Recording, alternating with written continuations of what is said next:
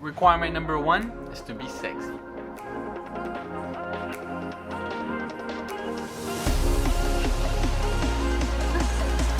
I had an epiphany. I was looking at everybody else that's up in the industry. They ain't as sick as me.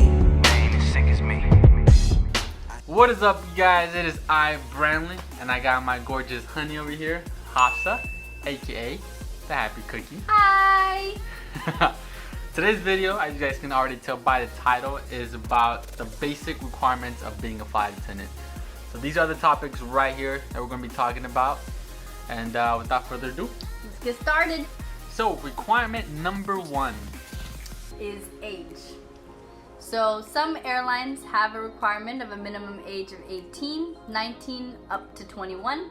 Major airlines will do 21 and up. No, there is no maximum age because from what I read online, a lot of discrimination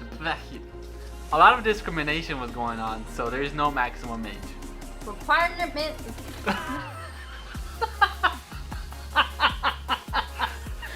See what you did to me? You been spending too much time with me or what? Requirement number 2. Height. So the height, this one is kind of tricky because there is no actual height requirement in writing. But if you are between 5 feet and 6'2", yeah, you're more in the clear zone. If you are 4'11", do not fret. You still have a chance. You just have to be able to reach the emergency equipment. Yeah. And then something that we kind of heard as well was that if you are 4'11", you're allowed to use your heels to reach the equipment. This could be, it could vary based on different airlines, but it makes sense. You have your heels on for work. If you can reach it, yeah, you're good. Makes a lot of sense. Requirement number 3. Weight. So there isn't a specific scale number, but what the main thing that they're looking for is just to be able to fit in the jump seat and walk through the aisle, basically. Yep. Requirement number 4. Education. All you basically need, or you really need, is your high school diploma or your GED. Anything above that would just be extra, will be a plus, you know, but yeah, not necessarily mandatory. As for flight attendant schooling, like third parties that you tend to see or hear about, you do not need to go to a third party. It's a waste of money. It's a scam.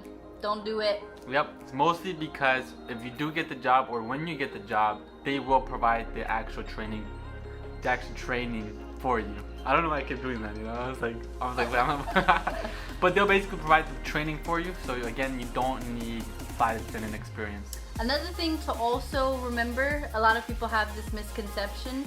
You don't need any prior medical training or to be a nurse or RN or anything like that. Again, they will provide you with the medical training that you need during training. Requirement number 5 on the list, last but not least. Languages. So you have to be able to speak, read, and write English.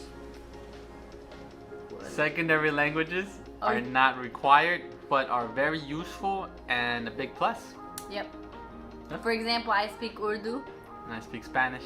And I've used it once so far. I used it quite a lot. But that's basically it, you guys. That concludes the basic requirements of being a flight attendant. Anything you want to add? I was gonna do bam. Do bam right now. Bam! Now what? That concludes our video of being the basic